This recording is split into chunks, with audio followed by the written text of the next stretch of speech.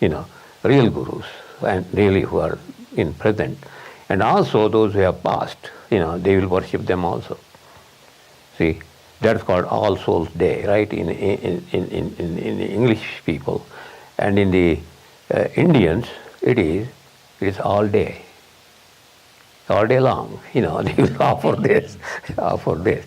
And who are the beneficiary of this gift they keep and the food they keep outside? Crows. Crows would come and it's not a superstition. There is something with the crow. Crow is one-eyed, you must know that. It doesn't have sight in both the eyes. And the crows are very intuitive creatures. Very intuitive creatures. They bring message from the other world, they say. Even the Indians, American Indians believe that. They believe that. So, this is my experience, I tell you, if a crows sitting on your house to the north side, some guest will come, and definitely guest will come. Wow. Definitely guest will come. That's what the crows. Don't think crows are very useless creatures, but they are really wonderful.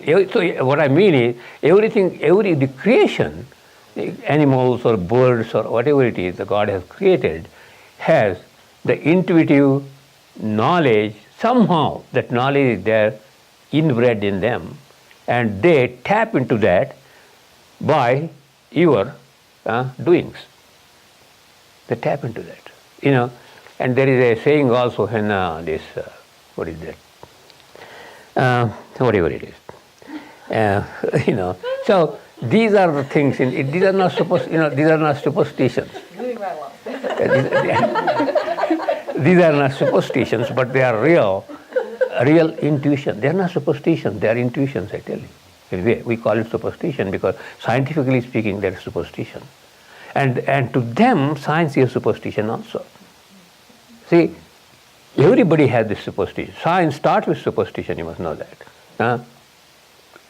Now, if A equal to B and B equal to C, then A equal to C, right? That's how we deduce those things. But if A is not equal to B and C is not equal to A, then B is left alone. Lonely bee. Lonely bee. So the bee is left alone. The bee. But not the honeybee. The bee. What I'm telling you, the bee. Being. Bee. To be. That bee is left alone, you must know that.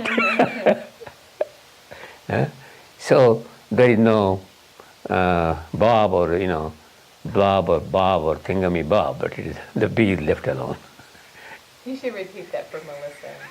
Melissa, what, bee? The thing about the blob and then it becomes the evolution. Melissa knows all those things. I don't think she's heard that one. Okay, that's good. I don't know if Darren's heard that. That's good for her. We'll tell you. Because why should she come once a year? Tell me. And expect to get all the good stuff. It doesn't work that way. She gets it through osmosis. Yeah, whatever it is. She felt him chanting in Daytona. That was great. Mos or osmosis? Osmosis.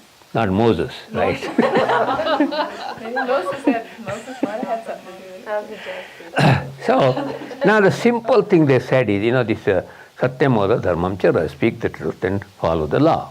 And what is the law? To be good, there are 6, I taught it all the time, I was telling about it. The 6, things, that truth, compassion, kindness, growth. In the growth, what happens? See, the growth. Now you are growing, okay? When you are born, you are supposed to grow, right? There is no other way you can remain a blob, right? When you are born, you have to become a bob, right? Right? And afterwards, if a bob is not available, you can Thingamy Bob. All those things, they grow. So you are supposed to grow. Now the growth is not only the physical growth, it's the mental growth also. Mental growth. Now see, the mind grows when you start growing, physically growing, the mind also grows along with that, because the mind is attached to the body and this body, so it starts growing. Therefore, when the mind, actually cooperates with the system of growth, then everything grows because mind is a powerful instrument, and it really has a great influence on this body, and they grow. Together they grow. But when we separate the mind and body, then the problem comes. Because one thing grows and one thing doesn't grow. So there is a cooperation in all those things. You take the planetary systems. If there is a Jupiter, there is a Venus somewhere else. They don't clash with each other, but they give support to each other. Now when there is Earth, there is the Moon. They give support to each other. When the Moon is full, then even the ocean goes crazy, right?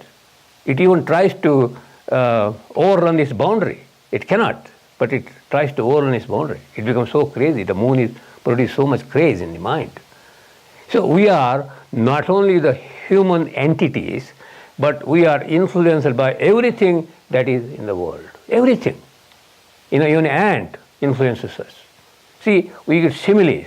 Poets have written a lot of things about birds and ants and frogs, and we think they are useless creatures. Frog in a well, they croak, croak, croak, croak, croak, they croak, and it makes a terrible sound. But God has given them a place in the creation itself. In the creation, He has given a good place to them, the frogs. Serpents, they are very poisonous. You are afraid of all the time when you see a serpent. You look for a stick. You look for a stick. And the serpents, they do not do that. They don't look for a stick or anything. They, in play, they sting you. They bite you in play. They play with you and bite you.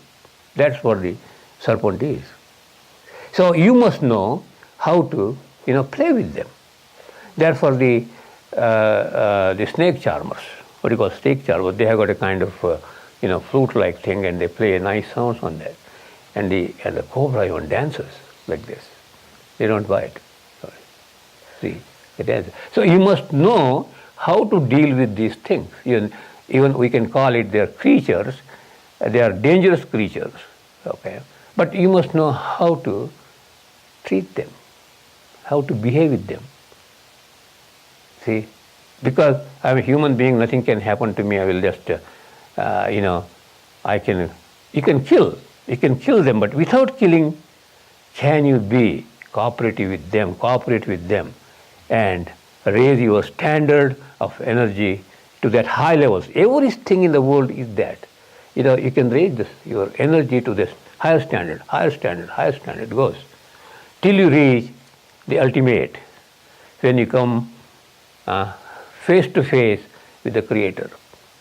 Because you have all these tests you have successfully solved, attended to, then the last thing is to face Him, your Creator. Then what you see when you see your Creator, what? Made a sound? Yeah. Okay. Now what you see when you see face to face with the Creator means what? Now the Creator is mostly impossible to see, God Himself as such, because it's such an enormous thing, absolute, in every sense, and most powerful in every sense, and if you cannot come near that. Therefore, He keeps away from you. You must know that, to save you. Again, save.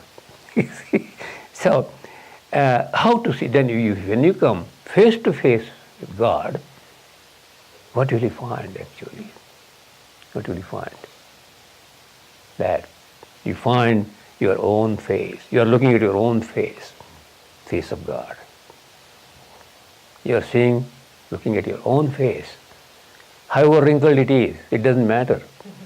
You see the face of God in a wrinkled form. If it is the Max Factor makeup, you'll see in Max Factor makeup form. You see the God in every form. Your face indicates the God.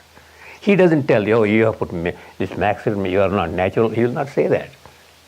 He will not say, because that is natural to Him also. Nothing is unnatural to Him. All these artificial things we have in the world, in the present day world, you spend a lot of money to buy them, and you earn money to buy them. You have to strive and go to office morning to evening or whatever you do, struggle to get those things, artificial things, of course. But who created them?